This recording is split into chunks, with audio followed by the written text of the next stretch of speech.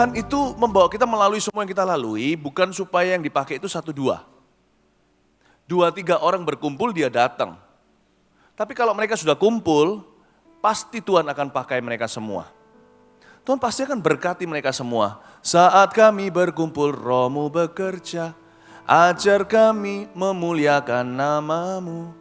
Kala hati kami mulai menyembah, berkat-Mu atas kami Tuhan, berkat-Mu atas kami. Inggrisnya melengkapi.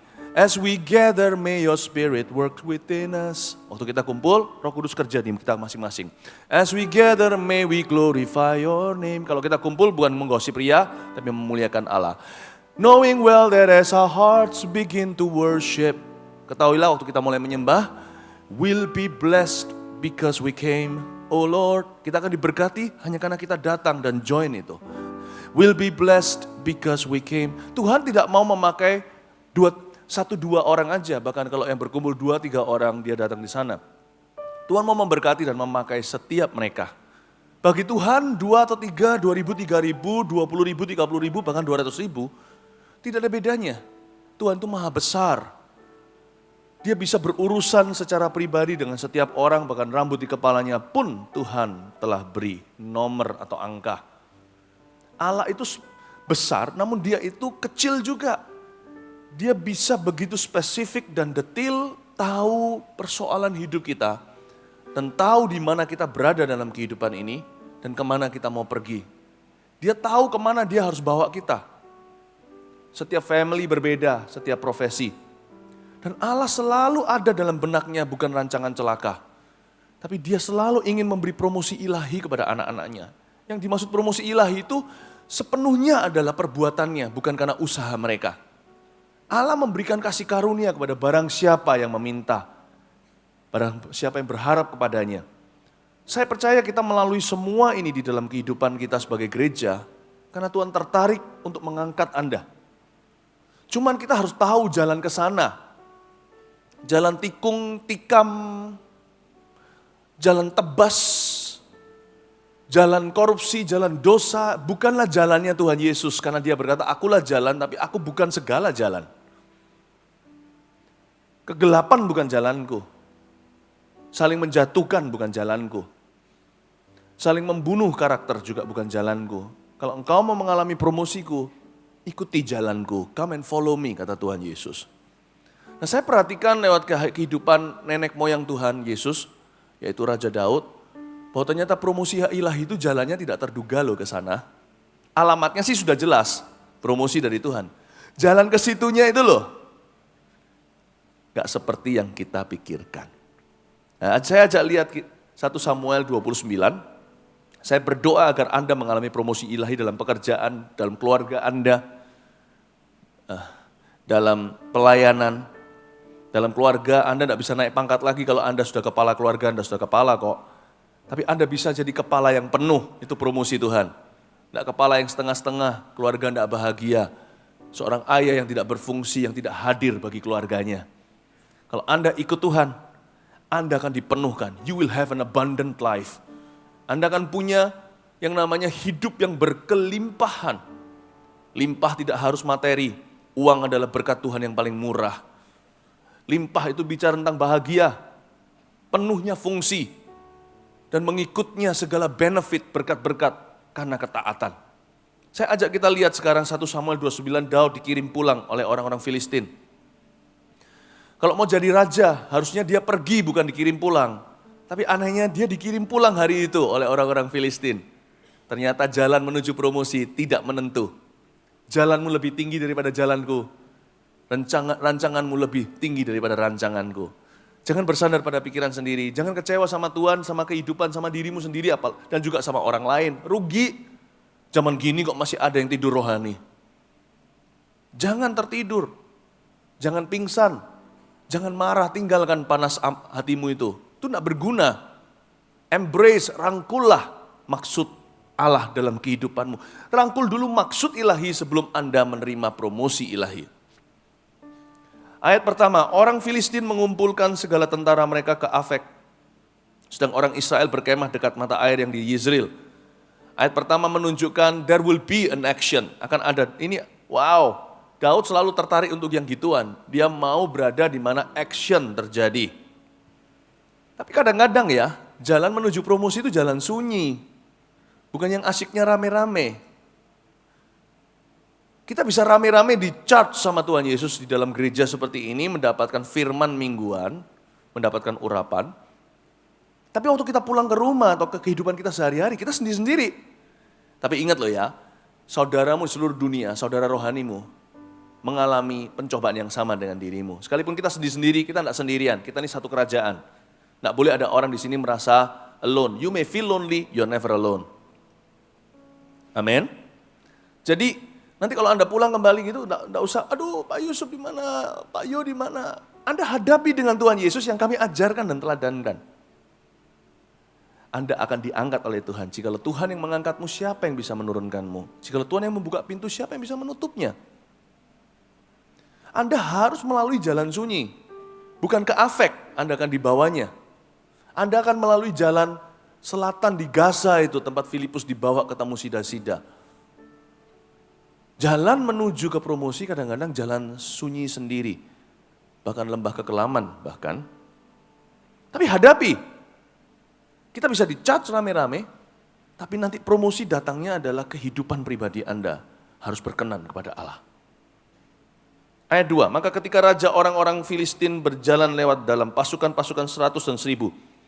Dan ketika juga Daud beserta orang-orangnya berjalan lewat di belakangnya bersama-sama dengan Akis. Berkatalah para panglima orang Filistin itu, apa gunanya orang-orang Ibrani ini? Jawab Akis kepada para panglima orang Filistin itu, bukankah dia itu Daud, hamba Saul, raja Israel yang sudah 1-2 tahun bersama-sama dengan aku, tanpa kudapati sesuatu pun kesalahan padanya, sejak saat ia membelot sampai hari ini. Lihat ya ayat 3, kalau saya jadi Daud, saya luka hati loh. Ini panglima-panglima, posisi sama saya kalau saya jadi Daud dalam cerita ini. Kita pergi berperang sama-sama, cuman saya ini mercenary atau saya ini tentara upahan atau bayaran karena saya lari dari Saul. Kalau saya jadi Daud dalam cerita ini. Pada waktu mereka sedang mau pergi berperang dan sedang menyongsong sebuah kemenangan yang sangat pasti, saya nggak diajak. Yang lebih menyakitkan lagi bagi seorang lelaki adalah saya diragukan kemampuan saya. Potensi saya diragukan, alias kata poten itu saya dianggap impoten untuk peperangan ini. Di dalam usia saya yang prima untuk saya pergi berkarya, mereka bimbang atau ragu apakah saya mampu. Jalan kadang-kadang menuju promosi ilahi adalah penolakan manusia. Untuk Anda menjadi kepercayaan Tuhan, kadang-kadang Anda harus diragukan orang. Tapi pastikan Anda diragukan bukan karena memang track record Anda jelek. Tapi Anda diragukan karena ada orang yang iri hati. Karena Anda ahli. Akan ada orang-orang, bahkan dalam kasusnya Daud ngalami demonstrasi. Semua ini demo lawan dia. Dan semua berkata, apa dia bisa? Kadang-kadang kita merasakan penolakan manusia menjadi-jadi, justru jangan kepahitan sama Allah. Anda nggak ngerti Anda sedang 100 meter lebih dekat pada promosimu. Ketika ada seseorang ragu dan berkata, kamu pasti tidak bisa, Allah mendapatkan kesempatan dalam hidupmu untuk membuktikan bahwa dia bisa melalui dirimu, sehingga ayat itu jadi hidup. I can do all things through Christ who gives me strength. Aku dapat melakukan segala perkara di dalam dia yang memberiku kekuatan. Tapi salahnya adalah, banyak orang ketika dibawa Tuhan ke jalan situ, kita berdoa Tuhan promosikan aku, entah apa, kerjaan atau whatever, keuangan, apapun juga. Ayat ini aplikasinya pribadi lepas pribadi. Oke, saya kasih prinsipnya yang sifatnya universal atau general. Kita berdoa promosikan aku, dibawa ke penjara kayak si Yusuf itu. Asal bukan karena dia kriminalitas atau salah, tapi karena fitnah.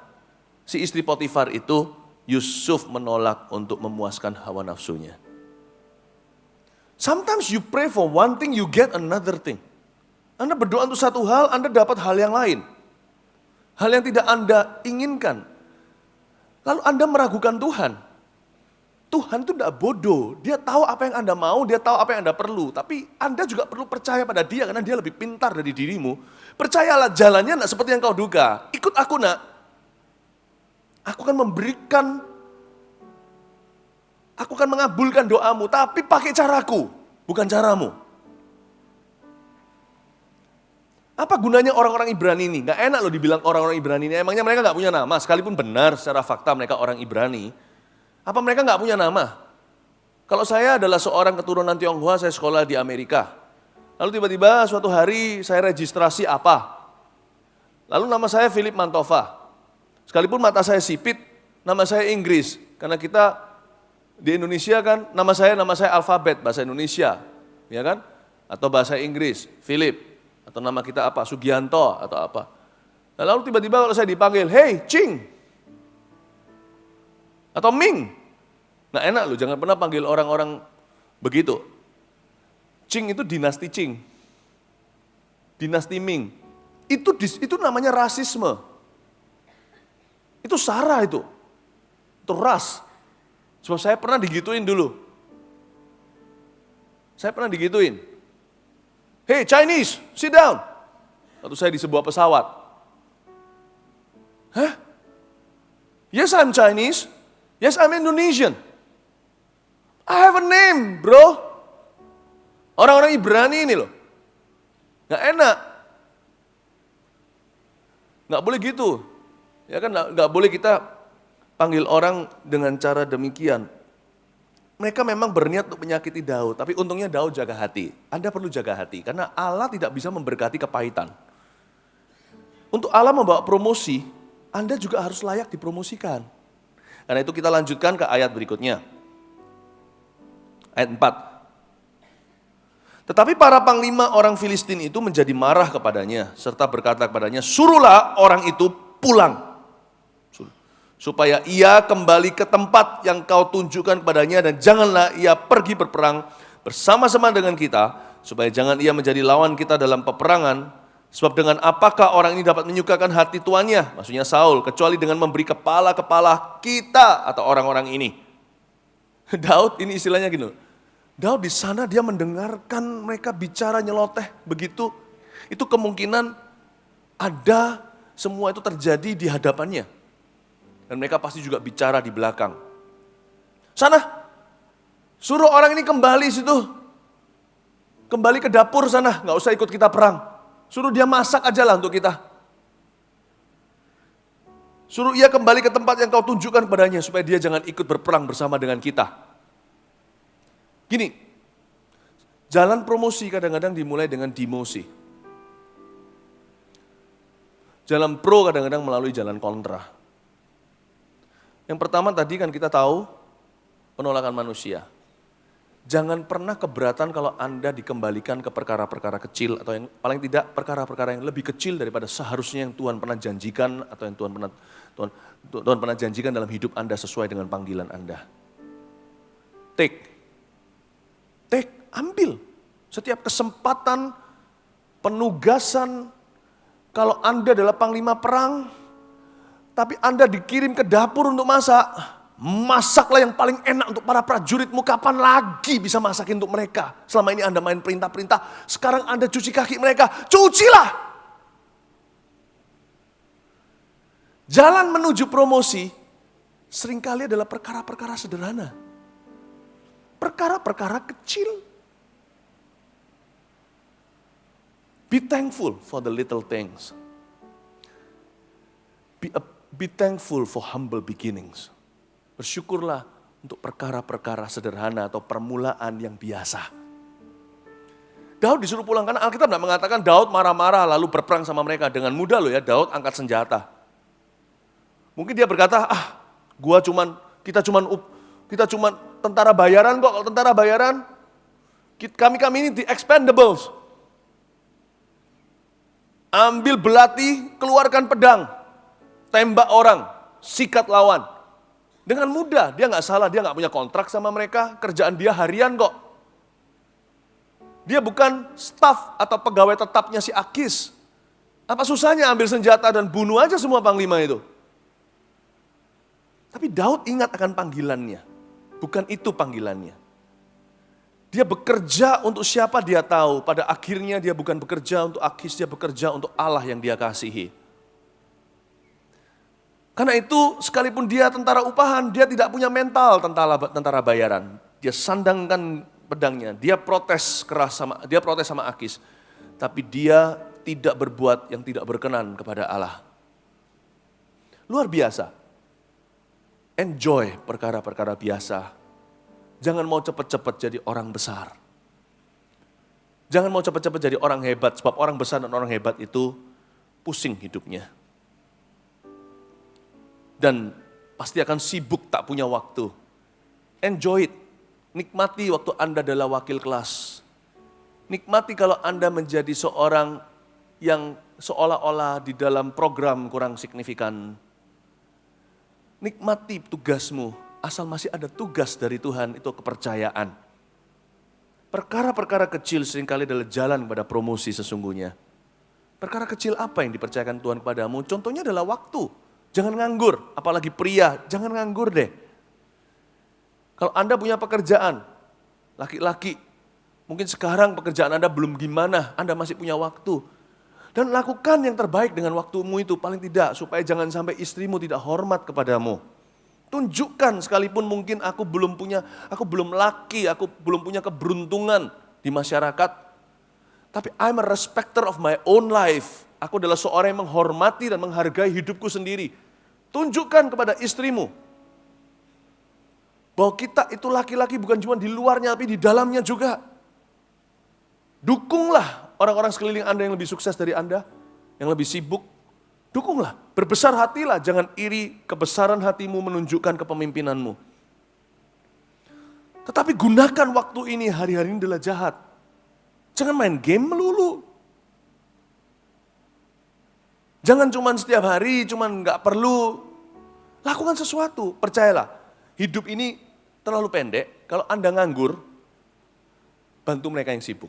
Kalau Anda nganggur, bantu orang-orang lain yang punya perlu.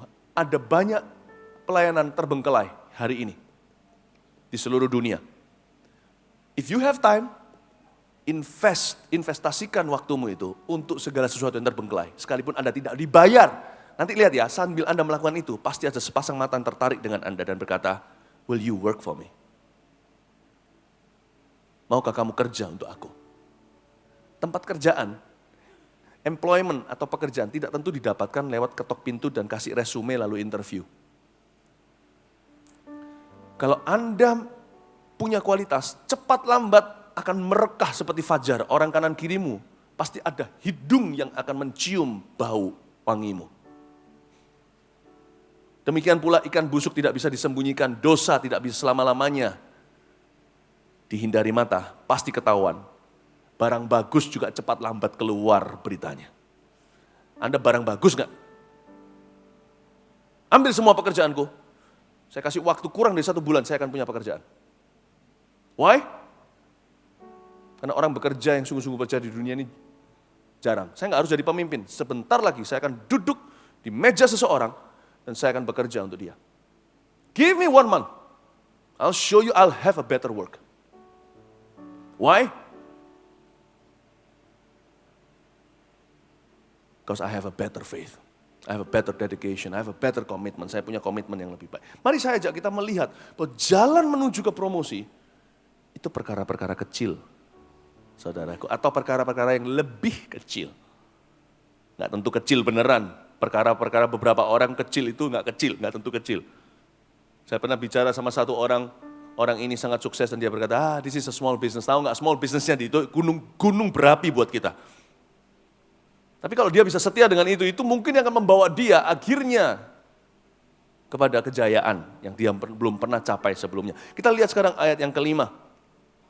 Bukankah dia ini Daud yang dinyanyikan orang secara berbalas-balasan sambil menari-nari demikian Saul mengalahkan beribu-ribu musuh, tapi Daud berlaksa-laksa. Apa yang membuat Daud bisa jaga hatinya adalah dia ingat nyanyian itu. Bukan karena dia menyombongkan diri atau bermegah atas Saul, tapi yang Daud lakukan adalah Daud ingat panggilan Tuhan. Jalan menuju promosi seringkali dijaga dengan hati yang senantiasa sadar akan panggilannya. That's my calling.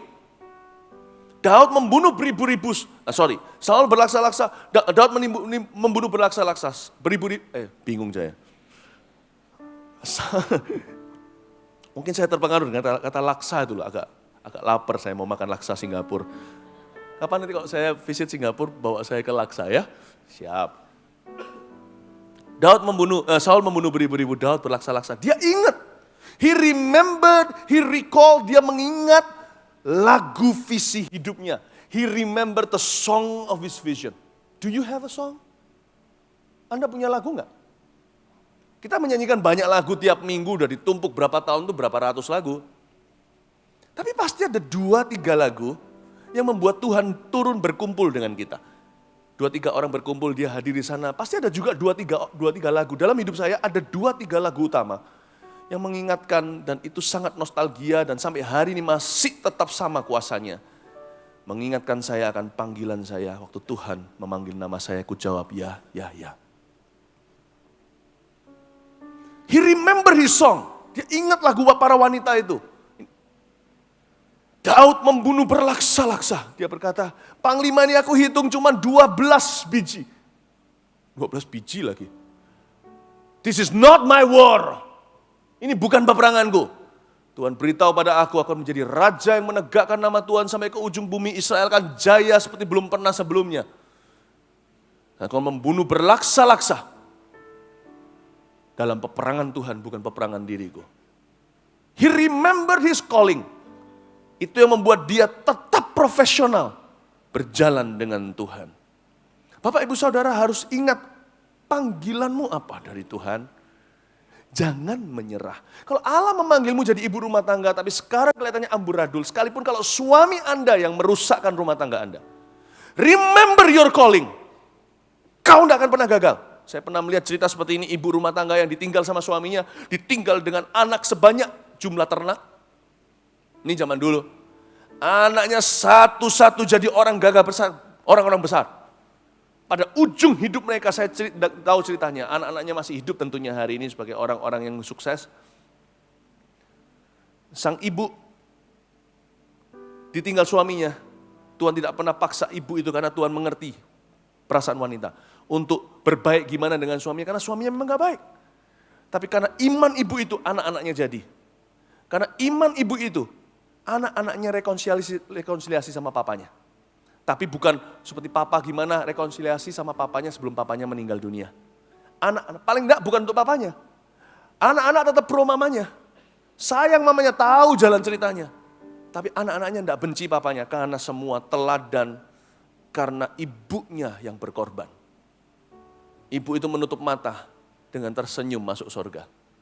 When God has called you, Tuhan memanggilmu sebagai ibu rumah tangga, anakmu akan membunuh berlaksa-laksa. Sekalipun suami Anda yang merusak rumah tangga Anda, berdiri teguh pada panggilanmu, dan terus nyanyi lagumu. Nyanyikan lagu kemenanganmu. Nyanyi terus di hatimu. Jangan berakhir tercuri mahkotamu, karena anak-anakmu nanti tak akan jadi apa-apa. Remember your calling, stand firm. Berdiri teguh. Amin Bapak Ibu.